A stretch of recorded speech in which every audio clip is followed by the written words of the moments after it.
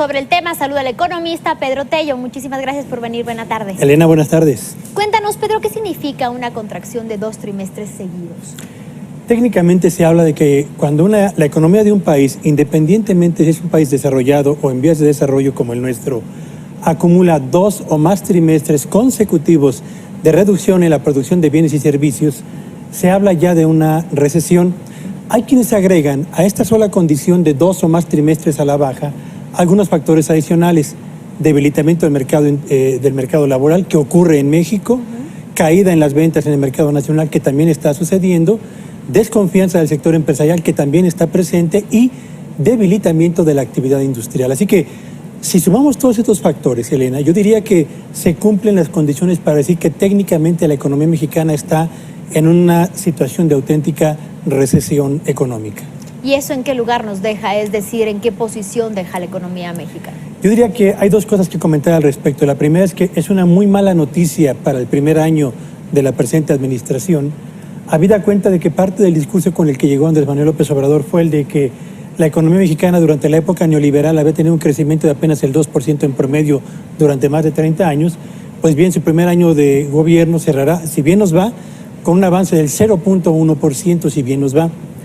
Y para la sociedad mexicana representa, francamente, una noticia muy desalentadora, por 2 razones. Cuando la generación de riqueza crece a un ritmo menor al aumento natural de la población, Elena, esto significa que el tamaño del pastel nuevo será insuficiente para poder incorporar a quienes por primera vez se agregan a la sociedad mexicana. Habrá entonces una pérdida en la calidad de vida de la mayor parte de la población mexicana. Para las empresas, significa que las ventas seguirán a la baja, los pedidos seguirán moderándose y las dificultades para la cobranza van a seguir acrecentándose. Y para los jóvenes y para quienes han perdido recientemente su puesto de trabajo, significa que el mercado de trabajo difícilmente va a generar la cantidad de empleo suficiente y en la calidad de remuneración, prestaciones y cumplimiento de las obligaciones que marca la ley para que ellos puedan reinsertarse en la actividad económica nacional. ¿Y a qué factores internos y externos se debe esta revisión a la baja del pronóstico de crecimiento para México? En el caso del INEGI ha sido muy preciso. La actividad industrial y la actividad agrícola han presentado un desempeño más desfavorable del que originalmente se había estimado. Y si a esto agregamos el hecho de que la inversión productiva, la que se realiza por empresas en el territorio nacional, también viene a la baja y una actitud de cautela del consumidor, pues estos factores han acrecentado las dificultades que han llevado a la economía mexicana a ir moderando más y más su ritmo hasta situarnos en esta condición de auténtico estancamiento. Pedro, ¿y qué elementos deberán de estar presentes para lograr contrarrestar esta tendencia a la baja?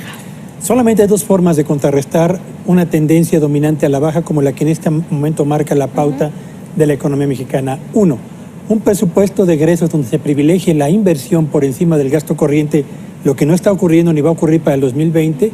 Y 2, un programa anticíclico que permita la inyección de recursos del sector público por una parte, que arrastre al sector privado en el mismo sentido, particularmente a la inversión privada, a efecto de que ese motor de la economía que está apagado, el de la inversión, vuelva a encenderse y a empujar a la actividad económica. Justamente hablas del presupuesto de egresos. ¿Qué opinión te merece el que el grueso de este presupuesto de egresos para 2020 esté destinado a los programas sociales y no a la inversión, como bien has dicho? Responde a la lógica y al discurso y a la narrativa que ha construido el presidente López Obrador desde que era candidato a la presidencia de la República, que es apoyar más a quienes menos tienen, pero tengo la impresión de que esto se puede hacer siempre y cuando la actividad económica avance a un ritmo cada vez mayor y con la solidez suficiente para poder generar riqueza y oportunidades de trabajo. Cuando el presupuesto concentramos la mayor parte del mismo en gasto social y nos olvidamos del componente productivo, a la larga, Elena, eso tiene 2 impactos importantes. 1, incapacidad para mejorar las condiciones de competitividad de la planta productiva nacional y 2, incapacidad para generar suficientes fuentes de empleo y condiciones de bienestar colectivo que favorezcan precisamente a la población que se busca apoyar a través del gasto social. Bien, finalmente, Pedro, ¿en qué radica la importancia de que se reactive la inversión pública y privada precisamente en proyectos de infraestructura? 4 motores son los que marcan la pauta del crecimiento de cualquier economía. Los 2 más importantes son el mercado interno, que depende de la percepción y del consumo que realice el consumidor final, y el segundo es el de la inversión privada y de la inversión pública. Si estos dos últimos factores, pública y privada en inversión, avanzan, estaremos creando condiciones de infraestructura, con caminos, puentes, comunicaciones, transporte, etcétera, que a la larga van a favorecer la competitividad, la eficiencia y la productividad de la economía mexicana.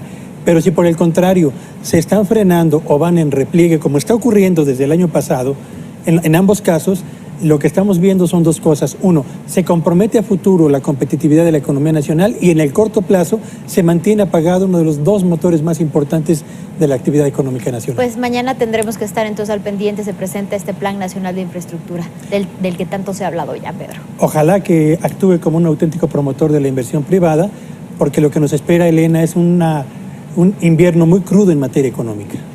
Esperamos que no sea así, Pedro. Muchísimas gracias por tu análisis, como siempre, Pedro Tello. Buenas tardes. Gracias, muy buena tarde.